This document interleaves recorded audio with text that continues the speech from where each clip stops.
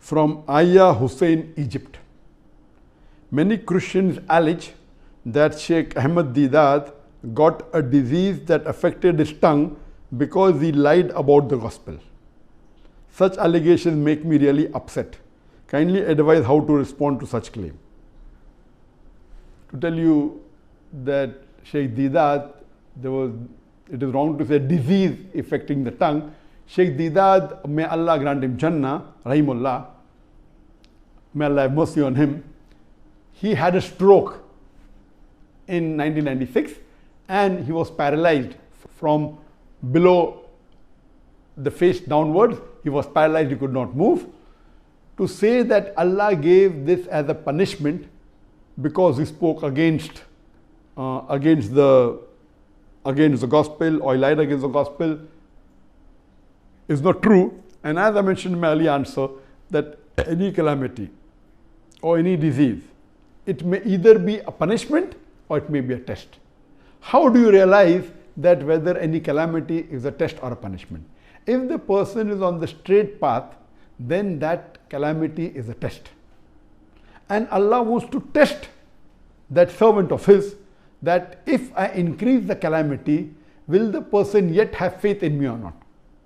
And if the person, even after a calamity befalls him or her, yet the faith is strong, then Allah subhanahu wa ta'ala gives a higher reward and Allah will grant him a higher status in Jannah.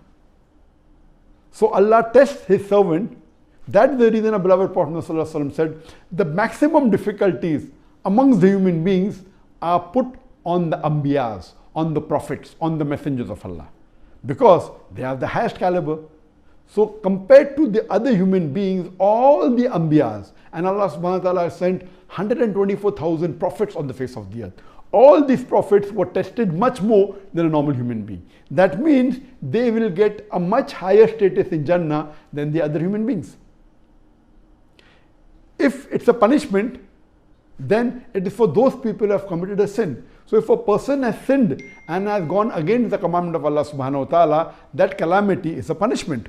And you come to know that in the punishment the person suffers. Whereas in a person, if it's a test, the person who's on the straight path, his iman increases. And as far as Shaikh Deedat is concerned, alhamdulillah, I knew him very closely. I was one of the first few people that when he got the stroke, I had just performed my Hajj and I flew from Saudi Arabia straight to South Africa, and alhamdulillah, I personally met him. Even though he had the stroke, even though he could not move, he could not speak, he used to converse through the blinking of his eyes. There was a chart that was kept behind him which had 1, 2, 3, 4, 5 rows. Each row had A, B, C, D, first row, then second row, F, G, H, I. And this way, if you have to converse, which was 1, 2, so he used to blink. That means he wants to choose a letter from second row.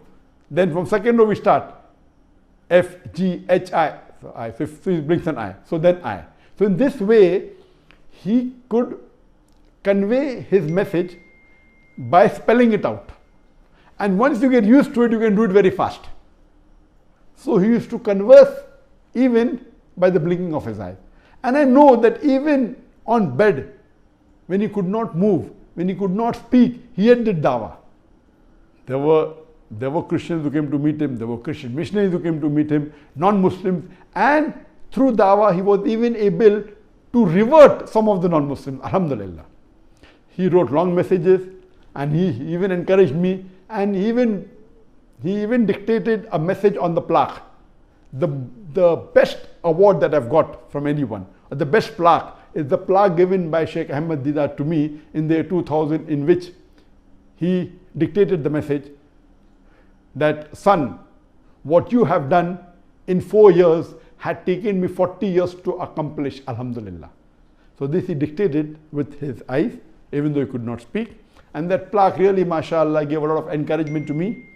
And if there is a person who is responsible, who is a catalyst for me to change from a doctor of a body to a doctor of a soul, it is Shaikh Ahmed Deedat. And inshallah, even he will get all the thawab that whatever little bit I've done in the field of Dawah, may he get the sawab without reducing my sawab.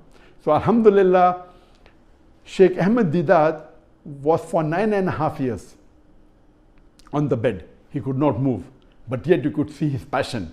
You could see his striving for dawah.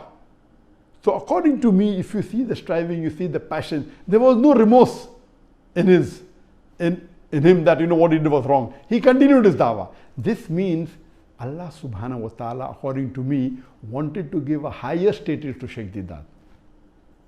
He got the stroke in 1996 at age when he was 78 years old, and he was in bed for 9 years. Allah tested him, and I believe Shaikh Deedat, alhamdulillah, passed the test with flying colors, and inshallah Allah will reward him a higher status. And that reminds me that many people tell me, oh, Dr. Zakir, because he's doing dawah, he's been harassed and he's been attacked by the enemies. Believe me, I did hijrah. I left my home country, my home city, that's Bombay, left India and came to Malaysia. And believe me, Allah subhanahu wa ta'ala supported me immensely. If I have to think, I can point out 10,000 difficulties. But if I have to contemplate on the mercy of Allah, I can think of millions of things that Allah has blessed me. So depending upon whether you're an optimist or a pessimist. And believe me, I'm very happy.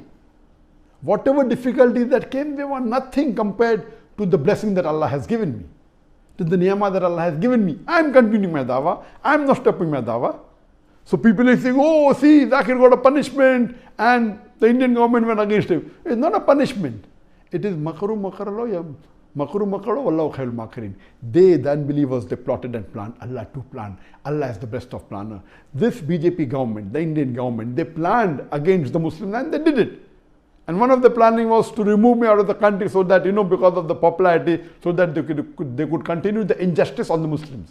But alhamdulillah, Allah gave me a better country, and mashallah, my dawah has increased. It hasn't stopped. I'm continuing. So these are tests, and I pray to Allah subhanahu wa ta'ala, may He accept my effort and may He give me a higher status in Jannah.